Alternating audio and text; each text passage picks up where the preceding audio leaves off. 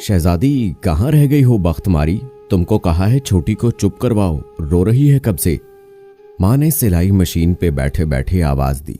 शहजादी अपने ख्यालों में गुम खेल रही थी अपनी गुड़िया के साथ। माँ ने फिर आवाज दी, अरे ओ शहजादी, आ मुझे जरा ये कमीज पहन कर दिखा, नए कपड़े सिलाई किए हैं तुम्हारे लिए। शहजादी दौड़ती हुई आई।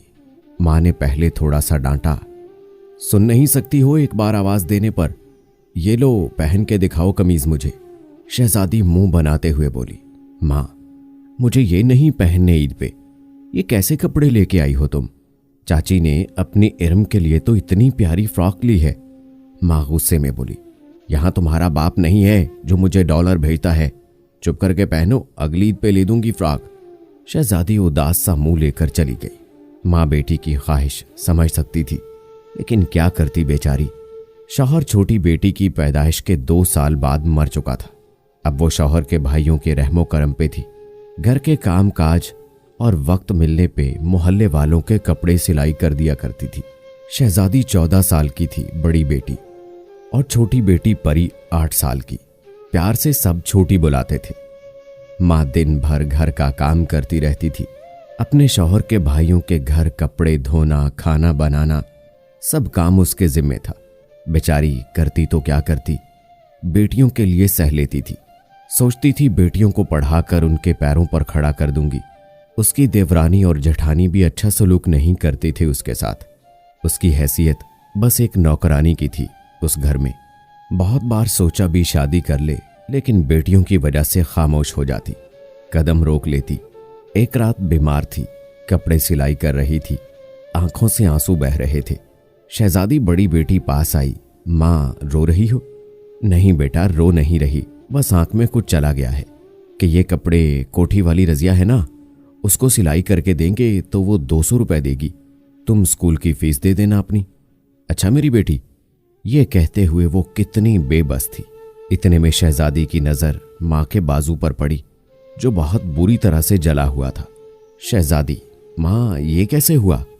माँ ने कहा, कुछ नहीं बेटी, बस वो दूध उबालते हुए गिर गया था थोड़ा सा। लेकिन हकीकत में उसकी जेठानी ने जलती हुई लकड़ी लगाई थी।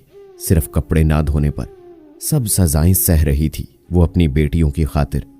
माएँ ऐसी ही होती हैं, बेटियों की बहुत फिक्र करती हैं। कभी उनके सर में कंघी करना, कभी बाल बनाना, कभी काले रंग के टोटके करना। अपनी बेटियों के लिए माएँ बहुत फिक्र करती हैं, हर बात पे समझाती रहती हैं और एक ही ख्वाब देखती हैं कि उनकी बेटी की आंख में कभी आंसू ना आए, बेटी के नसीब अच्छे हों। वो शहजादी को बहुत समझाया करती थी कि बेटा, तुम्हारी छोटी बहन बहुत सीधी सी है, इसका बहुत ख्याल रखा करो। इसको चाची के बच्चों के पास ना जाने दिया करो। वहां उनके खिलौने देखती है तो जिद करती है, मैं कहां से ला कर दूं खिलौने। शहजादी बहुत समझदार बेटी थी। वो वक्त और हालात के साथ अपनी उम्र से ज्यादा समझदार हो गई थी। वक्त गुजरता गया, सर्दियों के दिन थे। माँ बहुत बीमार हुई, लेकिन घर में किसी को परवाह नहीं थी कि डॉक्टर के पास ले जाएं। बहुत बीमार थी, फिर भी उससे काम करवाया जाता। वो खांसती रहती थी, बीमारी बढ़ती जा रही थी, लेकिन फिक्र करने वाला था कौन उसका? वो तो एक नौकरानी थी बस। एक रात वो दिन भर की थकान से अपने कमरे में आई और छोटी बेटी को सीने से लगाकर चूमने लगी। इस कदर चूमती रही जैसे मुद्दतों के लिए बिछड़ रही हो।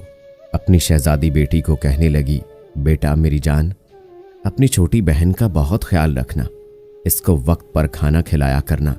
ये पागल सी है, अपनी चाची लोगों से इसे दूर रखा करना और उसके बाल संवारा करना।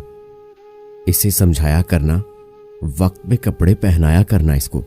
और मेरी शहजादी से कहा करना, कोई कुछ कह दे तो सब्र किया करे। शहजादी को नहीं पता था कि माँ ये सब बातें क्यों कह रही है, लेकिन माँ को अपना आखिरी वक्त नजर आ गया था। 3 महीने हो गए थे बीमार थी, लड़ते लड़ते हार गई थी बीमारी से। शहजादी माँ की गोद में सो गई थी। छोटी भी सो चुकी थी। सुबह जब आंख खुली तो दुनिया बदल चुकी थी, हालात बदल गए थे। हर तरफ रोने की आवाजें थी। कोई कह रहा था इधर चारपाई लगाओ, कोई जनाजे की बातें कर रहा था। शहजादी को कुछ समझ नहीं आ रहा था। वो माँ को ढूंढ रही थी, माँ कहाँ है। छोटी भी माँ की तलाश में थी। कि स्कूल जाना है और माँ अभी तक आज नहीं आई, लेकिन माँ तो सुकून की नींद सो गई थी। हमेशा के लिए चली गई थी छोड़कर। शहजादी टूट कर रह गई थी। माँ, ये तूने किसके सहारे छोड़ा हमें? वक्त गुजरता गया। अब चाची लोगों को एक नहीं 2 नौकरानी मिल गई थी। उनका स्कूल छुड़वा दिया था। वो दिन भर घरों के काम करने लगी। शहजादी जो माँ से रूठ जाया करती थी, आज किसी की गालियां भी खामोशी से सुन लेती थी। माँ कहाँ है अब? छोटी जो माँ की बहुत लाडली थी, अब कोई नखरे लाड उठाने वाला नहीं था। अब खेलती भी नहीं थी, अब जिद भी नहीं करती थी। कभी जो गलत काम हो जाए तो भूखी रखी जाती थी। जो माँ को भूख लगने पे चिल्ला चिल्ला कर खाना मांगती थी, आज 2-2 दिन भूखी रह लेती थी। एक दिन चाची लोगों ने छोटी को किसी बात पे बहुत मारा था। शहजादी माँ की कब्र पर जाकर रोने लगी। माँ, तू आजा वापस। देख हम पे क्या क्या गुजर रही है। देख माँ, छोटी को देख। बालों में अब कंघी भी नहीं करती है, कपड़े भी नहीं पहनती है। माँ, अब जिद भी नहीं करती, अब खिलौने भी नहीं मांगती है। माँ, तू आ जाना माँ। शहजादी रो रो कर कह रही थी। माँ, देखना कल ईद है, हमने कपड़े भी नहीं लिए माँ। माँ, छोटी को बहुत मारते हैं, खाना भी नहीं देते माँ। माँ, छोटी छुप छुप कर बहुत रोती है, तुमको बहुत याद करती है माँ। तू आ जाना माँ। हमको कोई नहीं अब चूमता, कोई सीने से नहीं लगाता। माँ, छोटी कह रही थी फ्राक ली है चाची की बेटियों ने और वो पुराने कपड़े पहनेगी कल ईद पे। माँ, हमको कल कोई खीर बनाकर नहीं देगा, कोई ईद मुबारक भी नहीं कहेगा।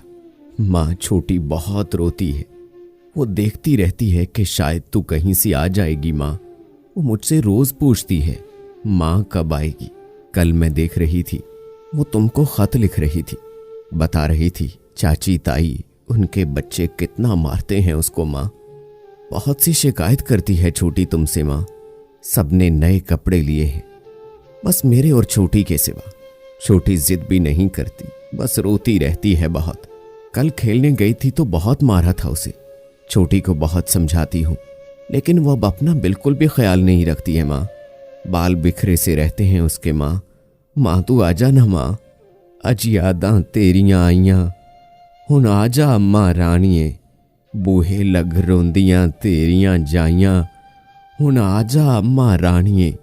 आ देख तू बेपरवाहियां, हुण आजा अम्मा राणिए। माएँ मर जाती है ना तो फिक्रे करने वाला कोई नहीं रहता। माँ के बिना जिंदगी बेरंग होती है। अल्लाह हम सबकी माँओं को सलामत रखे और जिनकी नहीं है उनको जन्नत में जगह दे। दोस्तों, मुझे तो इस कहानी ने रुला दिया है। यकीनन आपको भी इस वक्त अपनी माँ बहुत याद आ रही होगी। तो दोस्तों, अपनी माँ से मोहब्बत का इजहार करने के लिए कमेंट बॉक्स में आई लव यू माँ जरूर लिखें।